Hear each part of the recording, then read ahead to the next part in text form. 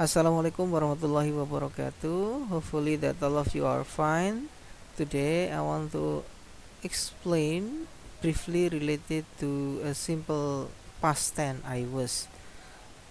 So, simple past tense adalah bentuk kalimat yang mengindikasikan bahwa sebuah kegiatan dimulai dan berakhir pada masa lampau atau yang sudah terjadi, ya. Nah, khusus untuk hari ini Bapak Ibu, kita akan fokus kepada simple past tense dalam bentuk nominal, non-verbal, artinya tidak menggunakan kata kerja yang when, ate dan sebagainya, hanya fokus penggunaan was and were, ya. Oke, simple past tense adalah suatu bentuk kata kerja sederhana yang digunakan untuk mengungkapkan suatu kejadian atau tindakan yang terjadi di masa lampau. Simple past tense biasanya digunakan pada penulisan novel, legenda, dongeng, cerita pendek, dan buku diary. Simple past tense juga digunakan untuk membuat conditional sentence type 2. Nah, tetapi pada kesempatan kali ini hanya fokus pada penggunaan simple past tense yang menggunakan nominal atau non-verbal. Jadi hanya fokus penggunaan was and were. Nah, Bapak Ibu bisa perhatikan di sini ciri-ciri kalimat simple tense itu biasanya ada kata kerja, ada kata keterangannya, ya. Keterangan waktunya, contohnya ada ago, yesterday, last year, last 2 days, last night, last month, last week, for 2 months, for an hour, for a day, and extra, ya. Nah, itu contoh keterangan waktunya. Jadi ketika sudah ketemu ada keterangan waktu itu, oh berarti itu past tense begitu ya, sudah terjadi. Nah, to be yang digunakan yaitu was sama were. Nah, was sama were bagaimana membedakannya? Jadi cara membedakan penggunaan to be atau non-verbal was were itu berdasarkan subjeknya, ya. Simple past tense nominal tidak menggunakan verb atau kata kerja melainkan menggunakan to be yaitu was were. To be was merupakan kata kerja tunggal, singular, jadi hanya satu orang begitu ya, satu benda dan sebagainya. Dan bentuk kedua dari to be is. Sedangkan to be were merupakan kata kerja jamak plural atau orangnya banyak, lebih dari satu ya. Bentuk kedua dari are. Jadi are berubah menjadi were, kalau is berubah jadi was begitu ya. Oke, kemudian setelah to be, was atau were umumnya disertai dengan non-verbal. Non-verbal dapat berupa objek, kata sifat, keterangan, dan lain-lain.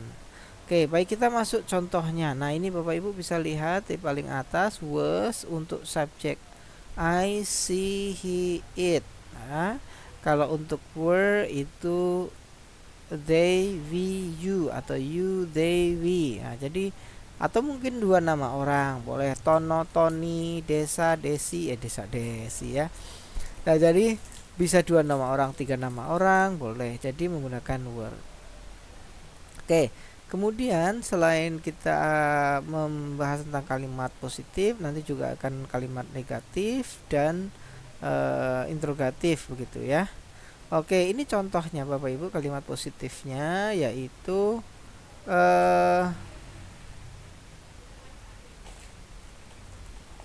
bisa dilihat di atas subjek was were non-verbal. Contoh, I was a singer in 2000s. You were a naughty boy. Nah, jadi karena you pakainya were begitu ya. Terus kemudian she was late yesterday, he was sick last week, they were beautiful shoes. Nah, jadi ini bicara tentang sepatu. Dulu sepatu itu bagus begitu ya. We were happy this morning.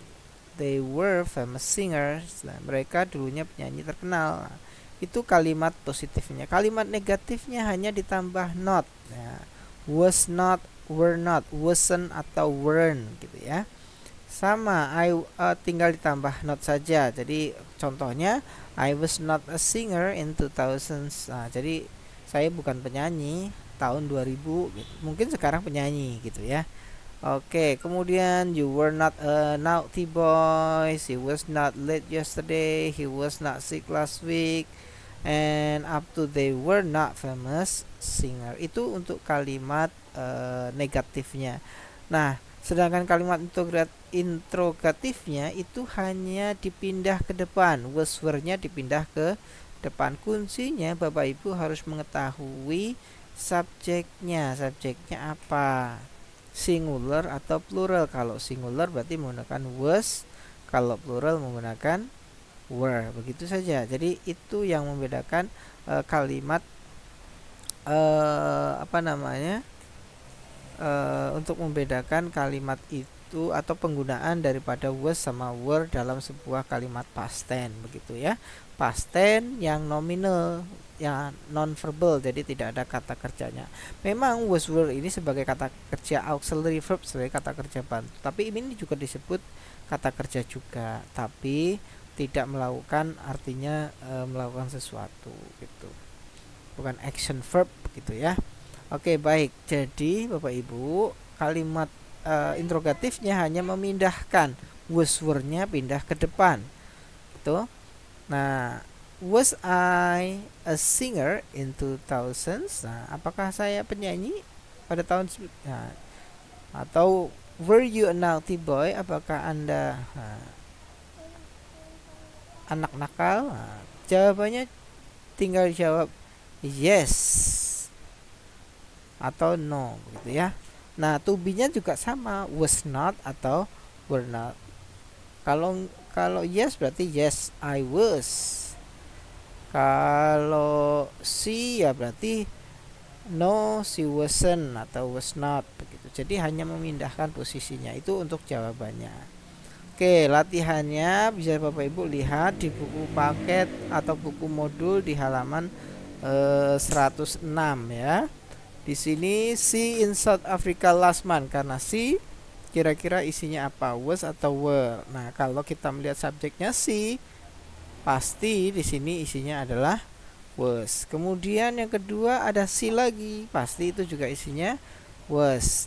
Nomor 3 they, karena dua orang maka pastinya jawabannya adalah were.